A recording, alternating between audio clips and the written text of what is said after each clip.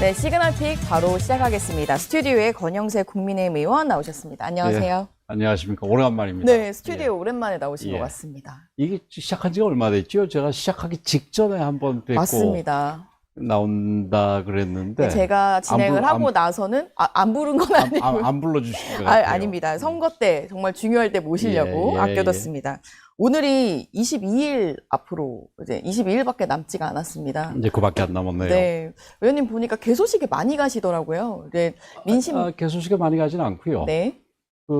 저희 박 장관, 맞습니다. 박 후보 개소식에 네, 박민식 후보 갔었고 예, 거기에 네. 다녀왔습니다. 한번 다녀보시면 요새 최근에 이제 선거 분위기 좀 어떤가요? 달라졌다고 느끼시나요? 아니면 그대로인가요? 그 처음에 우리가 뭐 공천하고 그럴 때 한동안 뭐 우리 당이 좀 시끄러웠지 않습니까? 그리고 공천과 상관없이도 우리 당내 문제로 시끄러워서 사실은 굉장히 안 좋았는데 네. 그 부산 내려가고 그다음에 최근에 여러 가지 얘기를 들어보면은 네. 내려가서 직접 들은 것도 있지만 그 조금 많이 좋아진 것 같습니다. 그리고 특히 이제 공소 취소, 셀프 네. 공소 취소 문제, 네, 특검법 예, 관련해서. 그 전에 이제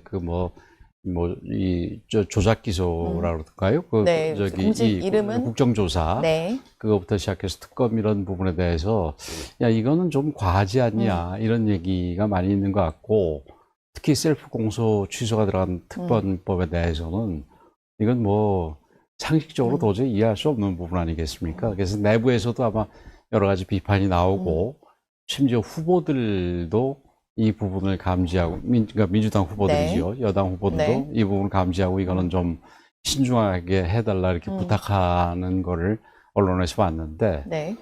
그 뭐 실제로 이 바닥 여론에서도 그런 거를 좀 느낄 수가 있었습니다. 민주당과 이제 대통령이 사실 선거 이후로 밀어놨는데도 여전히 선거에 좀 영향을 주고 있다라고 보시나요? 그렇죠. 뭐 선거에 밀어놓은 거는 밀어놓은 걸 뿐이지 네, 수기하겠다라고. 이 사람들이 안 하겠다는 얘기는 아니잖아요. 근데 이건 명백히 잘못한 부분을 또 선거 의식해서 살짝 이 눈속임 하는 셈이니까 이런 부분에 대해서는 우리 국민들이 굉장히 현명하십니다. 그 뭐 공소 취소에 대해서 그 민주당의 어떤 의원이 뭐 국민 대부분이 모른다 그러고 이 얘기를 해가지고 또 한 번 그게 문제가 됐는데 네. 국민들께서 현명하십니다. 네, 부산 얘기를 좀 여쭤보고 싶어요. 예. 부산 같은 경우는 지금 3파전이 벌어지고 있고 또 게다가 그날 같은 시간에 같은 그 정말 얼마 떨어지지 않은 곳에서 동시에 개소식이 열린 걸로 알고 있는데 박민식 후보 개소식 분위기가 어떻습니까? 뭐 굉장히 좋았습니다. 뭐 개소식 일자는 되게 이게 좀 한정이 돼 있어가지고 주말에 하고 뭐 일부러 하다 보니. 그랬는지 그거는 뭐 잘 모르겠습니다. 근데 개소식에 이 박민식 후보 같은 경우는 이제 중앙당에서 의원들이라든지 뭐 간부들이 온 거는 있지만 뭐 지역 주민들 중심으로 많이 온 것 같고 뭐 한동훈 후보에 대해서 뭐 따로 얘기는 안 하겠습니다만은 뭐 굉장히 좋았습니다. 그 장소가 사무실에서 하는 거니까 아무래도 협소할 수밖에 없는데 사람들이 너무 몰려가지고 그날 더워서 혼났습니다. 날이 아직 더워지기 전이었는데도 날이 약간 뭐 따뜻한 정도였었는데 사람들이 워낙 많이 들어가 있다 보니까 그 열기 때문에 더워서 아주 혼났습니다. 한동훈 후보와 관련해서 사실 서병수 전 의원이 탈당을 하고 이제 명예선대위원장을 만든 일도 있었는데 그 모습은 어떻게 보셨습니까? 글쎄요, 뭐 당 중심으로 뭐 이 당의 후보를 중심으로 해가지고 뭉치는 게 뭐 제일 바람직한 일인데 그렇지 못한 부분은 뭐 아쉽게 생각을 하고 그러나 뭐 한 가지는 인정해 줄 만한 게 당의 후보가 아닌 후보를 볼 경우에는 내가 이 당을 탈당을 하고 돕겠다 이런 부분은 의미가 있는 부분이다. 그거는 뭐 아주 객관적으로 공정하게 잘 하는 거다. 이렇게 그 부분을 평가 좀 해주고 싶습니다. 그러나 아쉬운 거는 당에서 오랫동안 혜택을 받고 또 그 뭐 국회의원 5선에 부산시장까지 하신 분 아닙니까? 그렇다면은 당의 후보를 중심으로 좀 했으면 좋지 않겠나 이렇게 생각이 되는데 뭐 그건 기대하기 힘든 게 뭐 한동훈 후보를 글로 오라고 그런 게 그분이라고 그러니까 그런 기대하기 어렵겠지요. 아쉽게 생각합니다, 그 부분은. 아마 부산 3파전에서 승리를 하려면 결국 보수가 함께해야 한다 이런 목소리들을 내시는 분들이 꽤 있는 걸로 알고 있는데 실제로 이제 당 중진으로서 보시기에 그리고 또 이제 부산 가서 분위기도 보셨을 것 같아서 뭐 데이터를 보더라도 사실은 뭐 다 합쳐야지 이길 수 있는 상황 아닙니까? 지금 이재명 정부 출범한 지 얼마 안 된 상황에서 여러 가지 문제가 있지만 그럼에도 불구하고 아직은 뭐 그 여당 지지하겠다는 사람들이 많은 상황이니까 우리가 모두 힘을 합쳐야 되겠습니다만은 근데 이제 문제는 이 후보들이 이게 저기 단일화할 생각이 있어야지 이게 단일화가 되는 거 아니겠습니까? 이 뭐 한동훈 후보, 뭐 박민식 후보도 그렇습니다만은 당 바깥에 있는 후보가 중요할 텐데 이 한동훈 후보는 단일화에 대해서 뭐 제가 알고 있기로는 여태까지는 뭐 굉장히 그건 단호하게 안 한다고 그랬고 또 과거에도 뭐 단일화에 대해서는 그 패배의식의 발로다 이렇게 얘기를 하고 굉장히 부정적으로 얘기했던 사람이에요. 한동훈 전 대표요. 예. 그래서 그렇기 때문에 그 쉽게 본인의 말을 뒤집고 그게 쉽게 단일화를 하려고 하겠나 이런 생각이 들고 뭐 그렇습니다. 그래서 단일화 근데 뭐 지금 추세가 일부 조금 튀는 여론조사들도 있지만 이 하정우 후보가 그 지역에 그렇게 뿌리가 튼튼한 후보도 아니고 그 다음에 손털기 이 논란 이런 데서도 봤듯이 그렇게 이 좀 우리가 두려워할 정도의 후보는 아니라고 생각을 합니다. 그리고 지금 이제 AI 전문가라고 그러는데 이재명 정부에서 그 AI에 뭐 두 축이 있다 그러면 하나는 국가인공지능전략위원회와 그다음에 이제 청와대 인공지능 수석 AI 수석이 있겠죠.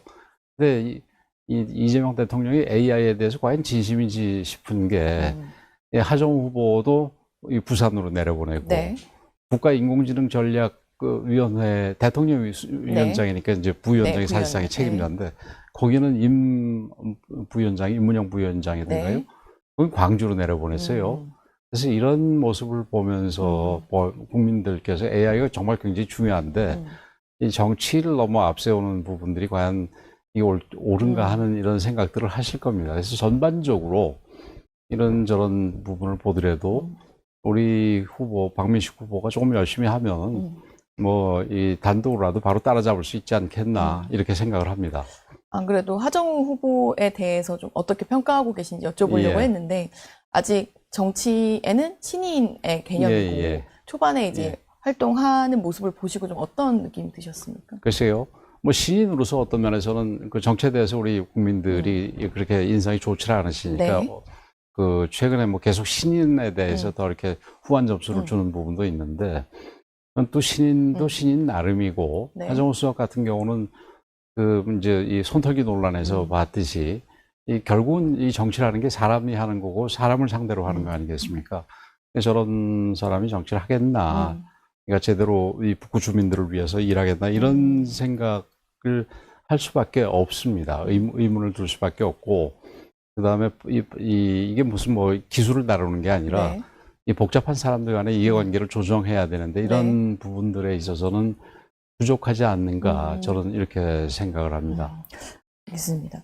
조금 전에 이제 박민식 후보, 한동훈 후보 단일화가 후보들이 어떻게 생각하느냐가 제일 중요하다라고도 말씀을 하셨는데 요새 공방전을 보면 발언의 수위가 많이 높더라고요. 그러니까 박민식 후보 같은 경우는 청와대 간다는 한동훈 후보 태도가 지역을 무시하는 거다라는 표현도 하셨고 한동훈 후보는 박민식을 찍으면 장동혁을 찍는 거다라는 표현도 하셨는데 이런 표현들 그러니까 서로 공격은 어떻게 들으셨습니까? 글쎄요. 아마 장동혁 대표가 그 개소식에 참석한 것을 이야기하면서 말씀하신 것 같아요. 그 뭐 박민식을 찍으면 박민식이 되지 왜 장동혁이 되겠습니까? 그거는 뭐 좀 그 비판을 위한 비판이라고 보고요. 그 청와대 부분에 대해서는 저도 그 기사를 봤는데 그 시작이 물론 그 뭐 어떤 할머니가 얘기한 데서 시작을 했다 하더라도 본인이 그 뭐 거기를 가는 거를 뭐 전제하듯이 얘기하는 거는 그거는 좋은 태도는 아니고 그러니까 그 최근에 그 뭐 그걸부터 비롯해서 조금 전에 시간에서 나왔습니다만은 그 이 뭐죠 그 저기 그러니까 한동훈 후보가 네. 그 왜 카메라맨 네네. 떨어지는 조금 전에 속풀이에서 나왔던 내용이요. 예. 네. 카메라 영상 취재 기자가 뒤에서 예, 이제 카메라 기자가 떨어진 부분에 대해서 네. 뭐 몰랐다 그러는데 저도 영상을 보니까 네. 몰랐을 리는 없고 뭐 나름대로 시간 그러니까 그때가 이제 뭐 기자회견인가 뭐 그랬던 것 맞습니다. 같은데 네. 시간을 맞추려고 그런 것 같은데 그거는 사실은 기자회견 얼마든지 늦출 수도 있는 거고 이게 쓰러졌으면 더군다나 무거운 장비를 들고 쓰러져서 웅성웅성 하고 있을 텐데 그거는 이렇게 쳐다가서 괜찮은지를 확인하는 게 옳은 일 아닌가 이렇게 생각을 합니다. 그리고 뭐 최근에 그 정영근 의원 네. 그 후원회장 논란도 우리 한동훈 후보한테는 그렇게 유리하지는 않은 것 같습니다. 조금 전에 이제 카메라 기자 예. 영상은 아마 한동훈 후보 측에서는 이제 전혀 인지하지 못했음을 강조하고 계시는 것 같아요. 근데 영상에서 그 영상을 봤을 보면은 이렇게 네. 뒤돌아서 쳐다보는 모습이 나와요. 그리고 거기에는 이제 사람들이 쓰러지니까 이렇게 네. 사람들이 몰리는 모습도 있고 그래서 뭐 그리고 웅성웅성하고 소리도 났을 거고 그래서 저기 몰랐을 일은 없겠다 생각을 하고 그러니까 일반적으로 생각을 할 때 뭐가 문제가 있을 때 네. 그 솔직하게 인정을 하고 거기에 대해서 뭐 사과를 하든지 이렇게 하는 게 좋지 그걸 어떻게 다른 식으로 임시방편으로 막으려고 그러면 그게 더 어렵습니다. 오늘 뭐 잠깐 보니까 주제 중에 이 남웅호 피납 네. 피격 사건도 네. 있는 것 같은데 이게 뭐 전혀 뭐 모르겠다는 식으로 얘기를 하다가 일주일 후에는 그러니까 어제인가요? 네. 그게 그 이란 거는 아니지만 어쨌든 네, 무슨 아직 외부의 밝혀지진 어떤 않았지만, 미사일이든지 아니면 드론이든지 공격을 네. 받은 거다 이렇게 밝혔지 않습니까? 네. 물론 이 안보 관련 사안에서는 다 이게 얘기를 할 수 있는 거가 아닌 사항들이 굉장히 많이 있습니다. 그러나 이 부분 같은 경우에 그 피격기 있은 직후에 바로 트럼프는 이란의 드론 혹은 미사일의 공격이라고 분명하게 얘기를 했지 않습니까? 네. 그리고 어저께 발표한 거 보면은 그 뭐 CCTV에서 이 비행체 둘이 이렇게 와서 네, 1분 사이에 이제 1분 사이에 와서 충돌하는 네. 거를 볼 수 있었다 이런 얘기 아닙니까? 그렇다면은 이런 부분에 대해서는 최소한 주체를 아직 확인을 못한다 하더라도 네.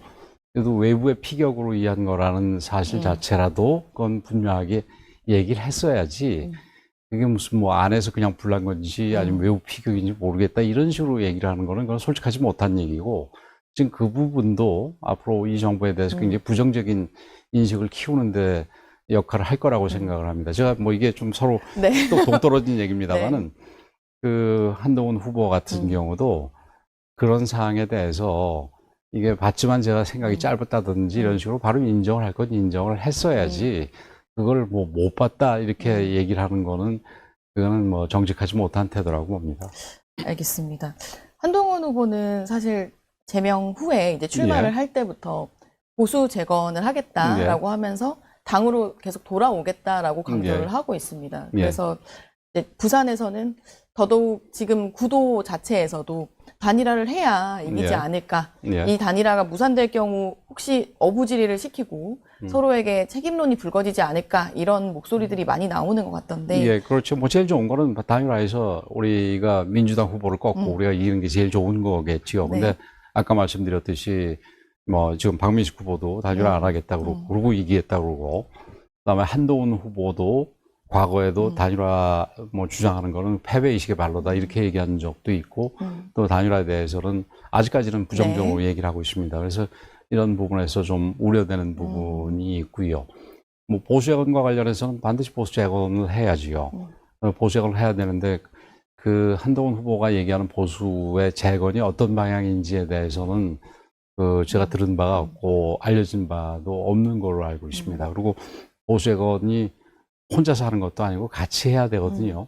근데 우리 한동훈 후보 같은 경우는 좀 이렇게 그 같이 하는 거, 이 방식을 좀 배울 필요가 있어 보입니다. 이 혼자서 할 수 있는 일도 많이 있지만, 뭐 세상에 특히 정치 같은 경우는 이게 혼자서 할 수 있는 게 아니라 여럿이 같이 해야 되거든요. 뜻을 같이 하는 사람들이 같이 해야 되는데, 그런 부분에 대해서는 좀 이 협력할 줄 아는 나만 옳고 상대방은 무조건 아니다. 이게 사실은 이런 게 전형적인 파퓰리스트의 이 특징이거든요. 나는 옳고 우리 국민은 옳고 그러나 우리 적들은 그 우리 국민도 아니다. 그리고 나 아니면 이거는 해낼 사람 없다. 이거는 뭐 정치인이면 다 그런 식의 수사를 조금씩 합니다만은 그거에 대해서는 좀 이렇게 열린 마음을 가지고 있다라는 부분도 좀 보여질 필요가 있다고 생각을 합니다. 당사 현재는 지금 양측 다 의사가 없다고 하고 있지만, 예, 지금 그러고 있으니까 지금 현재까지는 각자가 열심히 해서 이 하정 후보에 대해서 네. 각자가 단독으로도 이길 수 있도록 그렇게 노력을 하는 게 우선이라고 생각을 합니다. 양측이 일단 전향적인 입장이 되어야 이제 그 다음 그렇죠. 상황이 될 것이다라고 보시는 것 같습니다. 서울 얘기도 안 여쭤볼 수가 없는데요. 지금 서울시장 후보들은 토론 가지고 지금 계속 설전을 벌이고 있는 것 같더라고요. 예, 그래서 토론해야지요. 토론, 뭐 정책 토론이든 뭐 다른 부분이든 다 이게 사실은 뭐 공직자들 같은 경우는 검증 절차가 있지만 이 일반 선거에 출마해서 하는 선출직 공직자 같은 경우는 따로 이렇게 검증 절차가 있는 건 아니지 않습니까? 그래서 각자가 서로 상대에 대해서 뭐 네거티브라는 거에 대해서 뭐 이렇게 사람들이 좋아하지는 않지만 그런 검증의 역할을 좀 하는 부분도 있고, 그 다음에 그러니까 실질적으로 검증하는 부분은 토론 과정을 통해서 할 수가 있거든요. 네. 그리고 특히 정책 부분에 대해서는 이 정원호 후보는 지금 성동구청만 했지 서울 전체를 바라본 게 아무것도 없었으니까 이런 부분에서 사람들이 굉장히 궁금해할 부분이 있을 텐데 이건 토론회를 통해서 그 자기의 뜻을 밝힐 수 있는 그런 좋은 자리이기도 합니다. 근데 지금 제가 알고 있기는 정원호 후보가 좀 토론 자리를 피하는 것 같아요. 그건 옳지 않은 태도고, 토론 자리를 통해서 우리 국민들이 이 알고 싶어하는 부분을 충족을 시켜줄 의무가 있다고 생각을 합니다. 정원호 후보 말 중에서 용산을 얘기한 부분이 있어서 여쭤보고 싶은데, 뭐 성장률 순위가 떨어진 이유가 용산 때문이다 하면서 이제 용산을 내버려두지 말고 적극적으로 지원하겠다라는 얘기였던 것 같습니다. 근데 그 부분은 좀 어떻게 들렸어요? 용산이시기도 하고. 제가 용산 출신이라서 말씀을 드리면은 성장률 순위가 용산 때문에 떨어진 건 아니고 그나마 성장이 좀 된 부분은 용산 덕을 좀 봤다고 생각을 합니다. 사실은 그 지난 정부에 그리고 그다음에 오세훈 시장이 용산에 대해서 굉장히 신경을 많이 썼었거든요. 근데 정원호 후보가 저러는 거는 용산에 대해서 민주당이 워낙 좀 못되게 했기 때문에 용산에서 뭐 이 좀 어떻게 표를 좀 얻어볼까 하는 그런 생각에서 용산을 들먹이는 게 아닌가 이렇게 생각이 됩니다. 예를 들어서 그 용산의 그 정비창 국제업무지구와 관련해서는 이 박원순 시장 임기 내내 그게 하나도 진행되지 않았습니다. 그리고 제가 알기에 박원순 시장이 싱가포르 다녀오고 국제업무지구를 해야 되겠구나 이런 생각이 그때서야 들었는데 뒤늦게 그 당시에 정부에서 그걸 국제업무지구를 하려는 시도를 막고 거기에다 임대주택을 짓겠다고 그랬던 적이 있습니다. 그리고 지금도 이제 부동산 문제가 이게 크게 불거지니까 국제업무지구의 국제 부분을 많이 업무 부분을 줄이고 이 임대주택이라든지 주택을 왕창 집어넣겠다 이렇게 얘기를 하고 있지 않습니까? 그럼 사실상 국제업무지구로서 기능이 사실상 없어지는 거나 다름없는데 그런 부분들을 그 다음에 그 용산공원이 사실은 용산 주민들만의 공원도 아니고 뭐 서울 시민 전 국민의 공원이지만 그런 것이 용산에 있다라는 게 용산에 이제 생기게 될 거라는 거에 대해서 용산 주민들이 굉장히 자랑스럽게 생각을 하는데 거기에다가도 임대주택을 또 엄청나게 많은 양을 짓겠다는 게 민주당의 생각이거든요. 그래서 그 내용을 담은 법을 만들어서 이 심의를 국토위에서 하다가 저도 그렇고 우리 당에서 반대를 해서 그게 멈춰 있는 상태인데 그런 모습. 그 다음에 또 효창공원이 또 용산의 대표적인 쉼터고 그 자랑스러운 그 부분 중에 하나인데 거기를 국가공원까지 하는 건 좋은데 거기에를 이 공원 그러니까 이 현충원 비슷한 그런 묘지로 만들겠다라는 얘기가 정부에서 흘러나왔었습니다. 그래서 그런 부분에서 이 용산 주민들 같은 경우는 이 정부에 대해서 굉장히 이 안 좋게 생각하는 부분이 많습니다. 그러니까 정원호 후보도 그걸 들었겠죠. 그러니까 그런 부분에서 거꾸로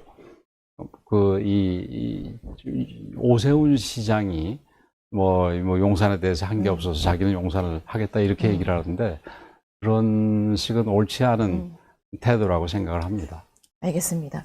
마지막으로 이제 22일 남았는데 서울 선거를 이렇게 치러야 한다라고 보시는 입장 듣고 싶습니다. 서울 뭐 여러 가지 그 미래 비전과 관련된 부분도 있겠지만 서울 시민들이 지금 제일 걱정하는 부분이 부동산 세제 뭐 이런 부분들 아닙니까? 네. 부동산 가격과 또 부동산 세제 이런 부분인데 이 세제 이 부동산 가격 부분 세제는 뭐 좀 둘째 문제로 하더라도 네. 가격 부분은 역시 그게 무슨 뭐 이 수요를 있고 뭐 세금이라든지 대출 억제라든지 이런 걸 통해서 눌러봐야 어느 순간에 그게 터집니다. 네. 결국은 그 뭐 오세훈 시장 그렇게 얘기했던데 닭공 그렇게 얘기했던데 이게 닥치고 공급 즉 공급을 하는 거가 최선입니다. 중요하다. 근데 네. 과거에 박원순 시장 때 300여 군데 재개발 재건축을 그걸 못하게 했던 거를 오세훈 시장 들어와서 이제 그게 활발하게 진행이 되고 있으니까 오세훈 시장이 이번에 당선이 될 경우에는 그런 것들이 이제 결실을 맺기 시작을 해서 공급이 많이 이루어지게 된다면은 이 수도권도 부동산 문제가 좀 줄어들 텐데 그런 부분이 결국은 서울시장 선거에서 이번에 관건적인 문제가 될 것이다 이렇게 생각합니다. 남은 20일 부동산이 서울시장 선거에서 저는 중요할 그렇게 것이다 생각합니다. 라고 말씀해 주셨습니다. 네, 오늘 출연 감사합니다. 여기까지 하겠습니다. 고맙습니다.